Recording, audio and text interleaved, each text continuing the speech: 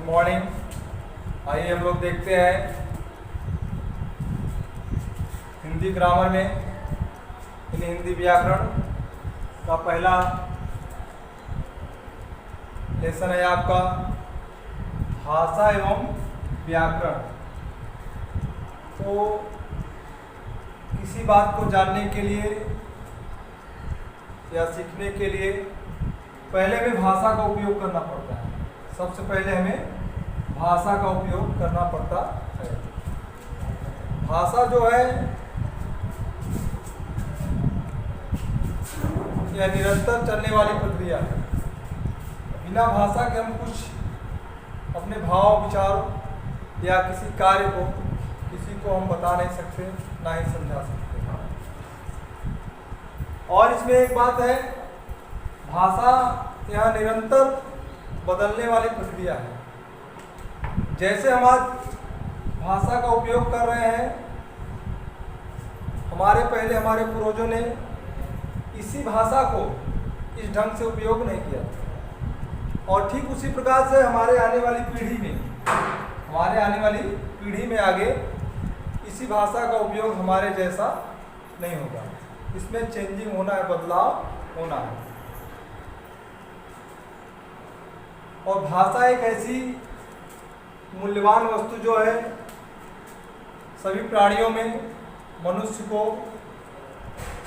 सबसे बेहतर रूप में प्रदान है, जो कि मनुष्य उसका एक अच्छे ढंग से उपयोग करता है। अन्य पशु हो गए, पक्षी हो गए, इसका उपयोग अच्छे से नहीं कर पाते। सबसे अच्छा वो भाषा का उपयोग करने वाला मानव ही होता है। और यह निरंतर चेंजिंग होता रहता है, बदलता रहता है। हमारे पहले जो भाषा का उपयोग होता था किसी और ढंग से हुआ था, हम जो कर रहे हैं जिस ढंग से कर रहे हैं, फिर इसके आगे बदलाव होने वाला है, यह निश्चित है। क्योंकि जो भी व्यक्ति होता है या जिस समय की बात कही जाती है वो अपने ढंग से कही जाती है। तो पिछले जो भाव थे, हमारे जो पिछले व्यक्ति थे, उन्होंने अपनी बात को जिस ढंग से कहा उसका भाव अपना दूसरा था। हम जो कह रहे हैं अपना भाव दूसरा है। अब आने वाली पीढ़ी जो कहेगी उसका भाव दूसरा होगा। ठीक, तो भाषा का उपयोग बहुत ही महत्वपूर्ण है हमारे लिए। आइए हम लोग देखते हैं भाषा का उपयोग हम किस रूप में करते हैं। सबसे पहले तो मनुष्य अपने आदान प्रदान की वस्तु या अपने भाव को प्रकट करने के लिए भाषा का उपयोग करता है। हमें क्या चीज़ चाहिए, क्या देना है, क्या मांगना है, क्या लेना है, जो भी हमारे क्रियाकलाप है वो भाषा के माध्यम से ही होते हैं। भाषा का मुख्य रूप से दो भाग है।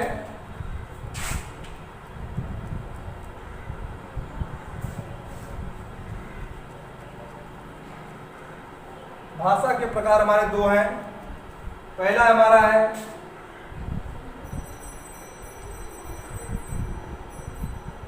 मौखिक भाषा। मौखिक भाषा के अंतर्गत हम क्या जानते हैं? मौखिक भाषा के अंतर्गत हम देखते हैं कि जो हम साधारण रूप से या हमारे मुख से जो बात निकलती है, जो हम कहते हैं, जिसका कोई परिणाम दिखाई नहीं देता, उसका साक्षात्कार नहीं किया जा सकता कि आप क्या कहे हैं, वो हमारी मौखिक भाषा होती है। ठीक, समझ में आ रही बात आपको? ध्यान दीजिए, मौखिक भाषा का मतलब जिसका कोई निश्चित रूप से कोई प्रूफ न हो, वह मौखिक भाषा के रूप में जाना जाता है। दूसरा पार्ट है उसी का, सेकेंड भाग है आपका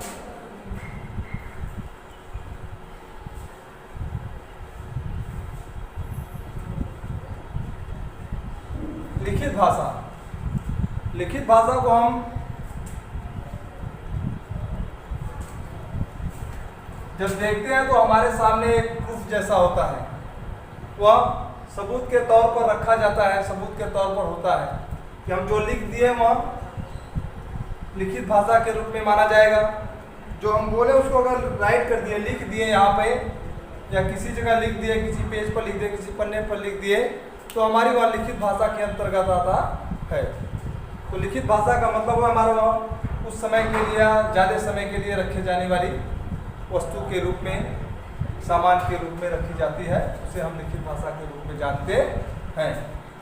ठीक, यहाँ पे आप बात समझ रहे हैं? नहीं समझ में आ रहा है फिर से हम आपको बताएंगे, ध्यान दीजिएगा आप लोग। तो लिखित भाषा और मौखिक भाषा, लिखित भाषा और मौखिक भाषा, मौखिक भाषा जो है और लिखित भाषा, जो आप भाषा समझ रहे हैं, भाषा के अंतर्गत ही, भाषा के अंतर्गत ही इसी से रिलेटेड, इसी से संबंधित हमारी बोली होती है। क्या होती है? बोली।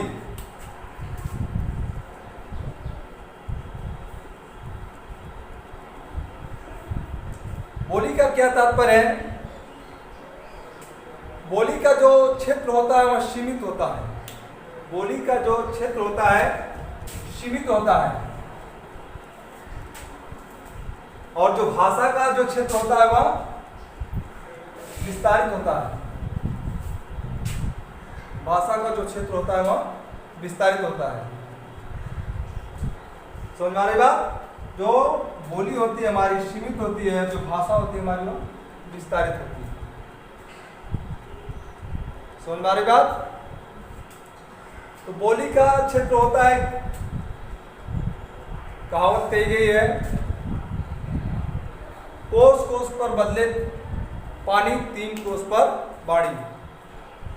1 कोस यानी कहने का तात्पर्य है 3 किलोमीटर की दूरी पर आप, कुछ कम ज़्यादा हो सकता है, जब वहाँ जाएंगे आप तो वहाँ पे आपको पानी का स्वाद जो है वह बदला हुआ मिलेगा। और 3 कोस पर बाड़ी, बाड़ी का मतलब 3 कोस का मतलब 9 किलोमीटर, 10 किलोमीटर, 12 किलोमीटर के अंतर्गत आप समझिए। जब वहाँ पे आप जाएंगे तो आपको बोली का प्रभाव बदला हुआ मिलेगा। 10 या 12 किलोमीटर, 9 किलोमीटर, 10 किलोमीटर के अंदर आप जब जाएंगे, वहाँ के लोगों से आप बात करेंगे तो आपको पता चल जाएगा हमारे यहाँ बोली कैसी बोली जा रही है और वहाँ पर बोली कैसी बोली जा रही है। तो इतना हम भाषा के अंतर्गत आपको बताएं, ठीक है। अब इसके बाद आपका है व्याकरण। व्याकरण को हम अगले क्लास में आपको हम बताएंगे, ठीक है। ध्यान दीजिएगा आप लोग, इसको रिवाइज कर लीजिएगा, जहाँ पे नहीं समझ आएगा हम फिर से आपको